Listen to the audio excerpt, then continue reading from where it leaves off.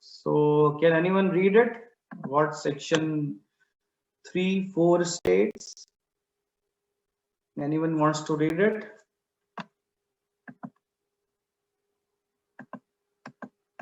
No one wants to read it. Okay, then I'll take a name. Good morning, sir. Yes, good morning. Section 4. Start from section 3. Okay, sir. Communication, acceptance and revocation of proposals. The communication of proposals, the acceptance of proposals, and the revocation of proposals and acceptances, respectively, are deemed to be made by any act or omission of the party proposing, accepting, or revoking by which he intends to communicate such proposal, acceptance, or revocation, or which has the effect of communicating it. Okay, just hold on, Abhishek. So section 3 is basically referring to the situation that if you are giving a proposal, you have to act either oral, written, or implied. If a person is accepting the proposal, again they have to act either oral communication, written communication, or implied format. This is same process they have to opt for revocation of proposal and revocation of acceptance. So revocation here means taking back the proposal and taking back the acceptance. If a person wants to take back the proposal, he have to either orally communicate or written communication or implied format. Same for the revocation of acceptance, that means taking back the acceptance, person have to say yes, no, or the written format or the implied format. Section 3 is basically related to the how, in what manner this could be done. Now section 4, here very important, section 4 and section 5. Abhishek, go ahead and read section 4 also. Yes, sir. Communication when complete. The communication of a proposal is complete when it comes to the knowledge of the person to whom it is made. The communication of an acceptance is complete as against the proposal when it is put in a course of transmission to him so as to be out of the power of acceptor. As against the acceptor when it comes to the knowledge of the proposal. The communication of a revocation is complete as against the person who makes it when it is put out into a course of transmission to the person to whom it is made so as to be out of the power of the person who makes it as against the person to whom it is made when it comes to his knowledge. Read section 5 also.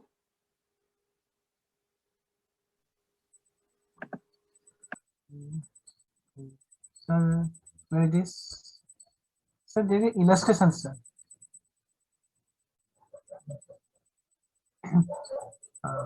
Revocation of proposals and acceptance. A proposal may be revoked at any time before the communication of his acceptance is complete as against the proposal, but not afterwards. And acceptance may be revoked at any time before the communication of the acceptance is complete as against the acceptor, but not afterwards. Sorry. Okay, so Abhishek, thank you for the reading. So these are the sections which are basically related to the communication and as per law. So law have given all the details that when it is presumed that the communication of proposal is complete, when the acceptance of proposal is complete, revocation is complete. So all these communication we have to check as per law. Okay, if the proposal communicated, we are thinking that it is communicated, but if as per law it is not there, so contract cannot be formed. So we have to check everything in a legal manner. So what I have done, I have prepared a PowerPoint presentation to analyze this situation and to tell you that how the communication presumed to be completed, when presumed to be completed. So Please confirm whether my screen is visible. Yes, sir. Yes. So this we have discussed. So these are the related provisions which the Abhishek has already read. So we are going to check first communication of proposal when presumed to be completed as per law, when complete, when in a direct communication. So before starting this topic, there are two things: inter presenti and inter absenti. Inter presenti is basically a situation where parties communicating face to face. Where party communicating face to face, it is called as an inter presenti communication. Now, how about inter presenti? Oral communication between the person, when a person standing face to each other, it's inter presenti. Now inter presenti, other example, how about this lecture which going on, whether we able to see each other, whether we able to hear each other simultaneously or not? So the answer is yes. It is also example of inter presenti. How about video conferencing? So it is just like a video conferencing. It is inter presenti. Or if the party is standing in front of each other, it is inter presenti.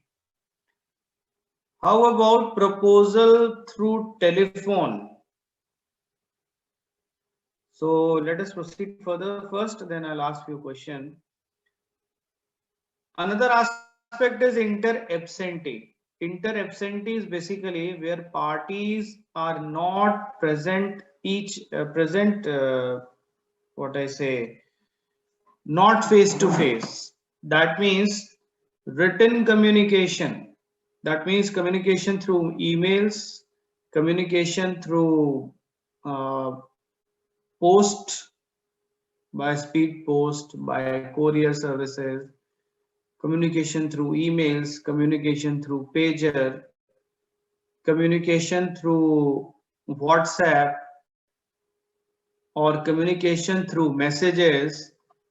All these comes under the category of inter absenti, where the parties cannot communicate face to face. Face to face in the sense that one person is saying something and another person listening at that point of time. So that is an indirect communication, and inter presenti is basically a direct communication between the parties.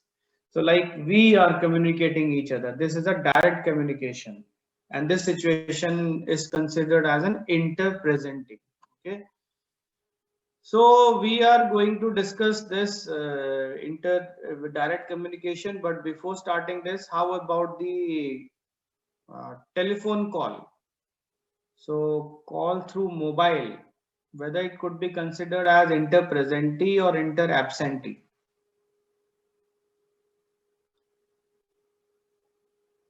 You can type in a chat box.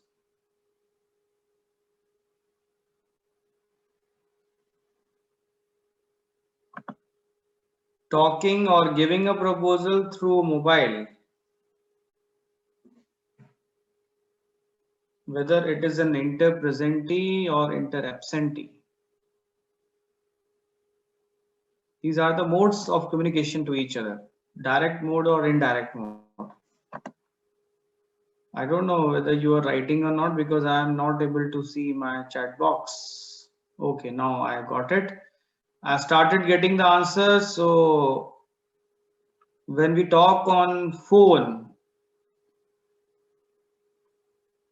okay, you inter absenti, inter presenti. So majority you seems to be confused. Inter absenti, okay. All right. So Excuse me, sir. yes, Aniket. Sir, could you please again explain inter presenti and inter absenti? Yes, why not? So please listen it very carefully to everyone. When we talk about inter presenti, this is called as a direct communication. Direct communication here in the sense Like we are in a video conferencing. We are in a direct communication. Whatever I'm saying, you are listening at the moment. Isn't it? Or not? Yes, sir. You're hearing it simultaneously. When you say anything, I hear it simultaneously. It is a direct communication. Okay. Video conferencing, or when a person standing face to face, physically, if a person standing face to face, direct communication. Okay. It is called as interpresenti. We present each other. We are talking to each other simultaneously. Inter absentee is basically an indirect communication. That means we can use emails for an indirect communication. We can use pager. We can use text messages. We can use WhatsApp chat. These are the indirect communication where parties are not face to face. But whereas in case of interpresentee, parties are face to face. So I have asked a question: how about this? Through telephone calls, if the parties are discussing anything, whether it could be taken as interpresent. Aniket, is that clear? First tell me this. Yes, sir. So now you answer. How about this telephone call? Sir, interpresently, because one-to-one calls and communication. Okay.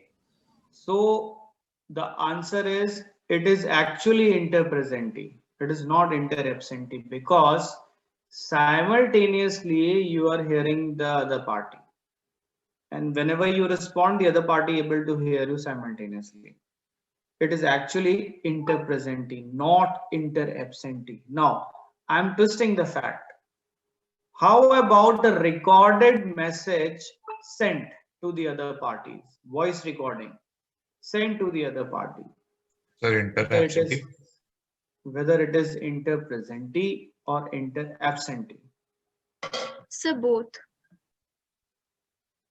It should be one. Inter-absentee.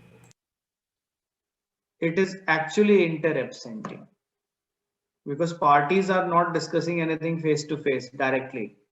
Recorded messages sent, other party hear the recording, then it is a case of inter-absentee basically, not inter-presentee. Okay. Now, how about this? A person written a letter, written a proposal in a form of a letter and handed over the proposal to the other party. The proposal handed over physically, the letter given to the other party, that please take it, this is my proposal.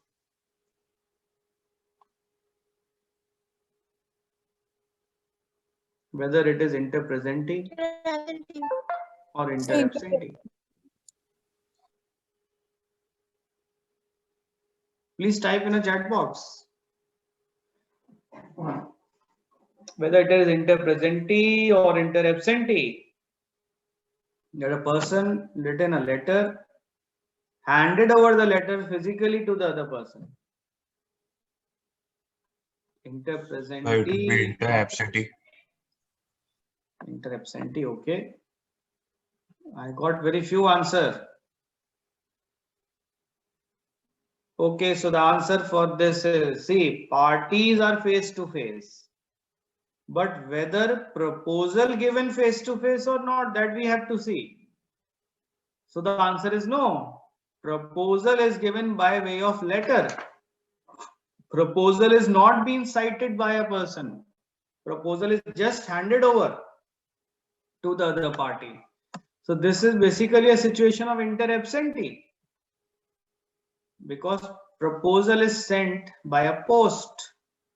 The other party not able to know the proposal, because the proposal has not been given orally or a verbal communication. Proposal has been given by a letter only. Letter has been given to the other party. So again, it's an parties are face to face, but proposal given by way of inter-absentee. So there can be situation like this. So we are going to discuss in the later stage, but so let us proceed further. So this is the situation where parties are face to face, parties in a direct communication, when we can say that the communication of proposal complete. So when proposal reaches to the other party, then we can say the communication of proposal is complete. Or when it comes to the knowledge of the other party to the whom proposal is made, that means when it reaches. So actually when it reaches to the other party, communication of proposal presumed to be completed. Example: A asked B that will you purchase my laptop? B have heard the proposal. The communication of proposal complete.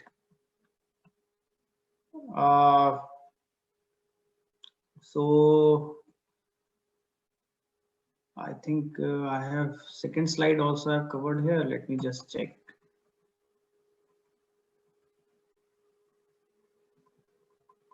Okay, I think something is mixed in my slide. So let us see it.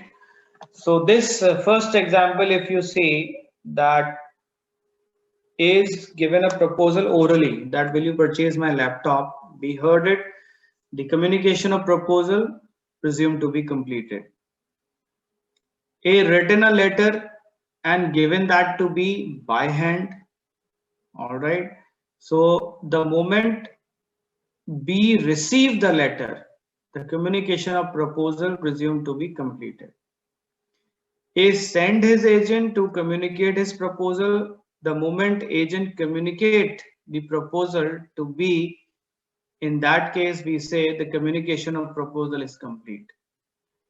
A called B through his mobile and cited the proposal. The moment B heard the proposal, then we can say the communication of proposal is complete. So these are the examples which we are going to discuss in the other slides also. Okay. So this is the situation.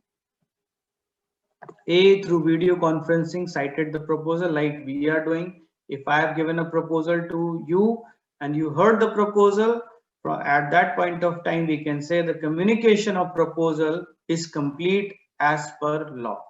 Okay. Okay, if there is any question from this slide, then please ask. Otherwise, I'll proceed further. So I got no question. Communication of acceptance when complete. Communication of acceptance. This slide we have discussed communication of proposal when presumed to be completed. In this slide we are going to discuss communication of acceptance when complete. Okay. To be completed as per law, when complete in a direct communication, when acceptance reaches to the other party. That means if I have given a proposal to you, you have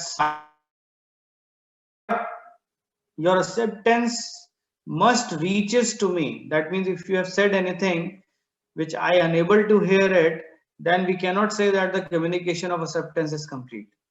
It can only be presumed to be completed when it comes to my knowledge. You have to ensure it that your acceptance must be communicated. And it is also a rule of acceptance that acceptance must be communicated so as to form a contract. When it comes to the knowledge of the proposer, example I have given, B responded to A, same previous example I am taking. B stated that yes, all right, okay. It comes to the knowledge of A, communication of acceptance complete. The moment it comes to the knowledge of A, there is a blast. That means a contract is formed. So B written a letter and given that to A by hand. So B have given a letter, written a letter and given that to A by hand. So communication is complete as and when A got the letter. B sent his agent to communicate his acceptance. The moment agent of B communicate the acceptance of B to A that B have accepted your proposal, that moment communication of acceptance presumed to be completed. Again, B called through mobile and cited the acceptance. When A able to hear the proposal. Here the acceptance, then we can say the communication of acceptance is complete. So another thing, the B through video conferencing cited the acceptance. The moment A heard whatever B have stated in video conferencing, from at that point of time, proposal accepted, presumed to be accepted, because communication of acceptance is complete at that point of time. So this is what the communication of proposal and communication of acceptance when presumed to be completed. So let us discuss few examples. Other than that, what example I have written in the slide. So Akarshan, roll number 10. Please unmute yourself and switch on your video. Yes, sir.